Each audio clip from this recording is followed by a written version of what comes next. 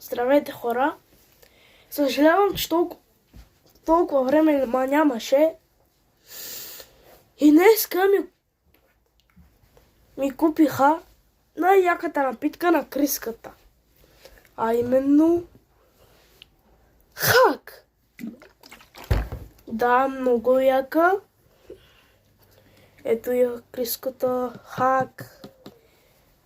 Ето кода, който иска да си го запази. Ето го. И сега ще го пробвам.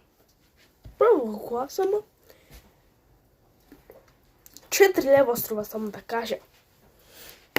И ще дам оценка. Ето я. Ето капачката изкочва. Така когато правите, може да чете. Да чече. А така не, гледайте. Колко да тискаш, не може да пада.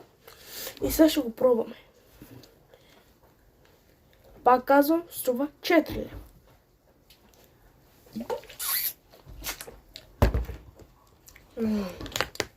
Много е добро. Хубав е. Не е зле. И давам оценка 10 от 10. Пробвайте. Купувайте си. Препоръчвам ви го. Ето го. Не е като такиса. Това е по-добро. И да. Хубав е. Не е зле. Но оценката е 10 от 10. Е много свежа. И за лятото става студена, ама. Ето. Да, ще пия пак. И да.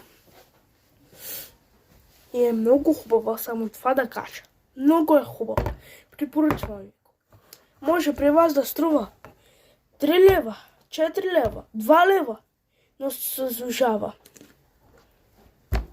Само това да кажа. Заслужава си. Много си се заслужава. Казвам ви, много е добро. Ето, е така, може да го отваряш. Така, така. И капачката е поне. Не може да тича, видите. Много е яко така. Се опитвам да го отворя. От тук е черно. Цялото е черно, хора, казвам ви. Ама е пълна, затова не мога да го направя. Защото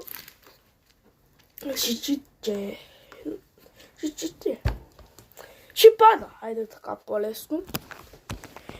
И да. Аз пак бях Галинката тариката. Вънка вали. Но аз тук снимам клип за хак. Да. И чао.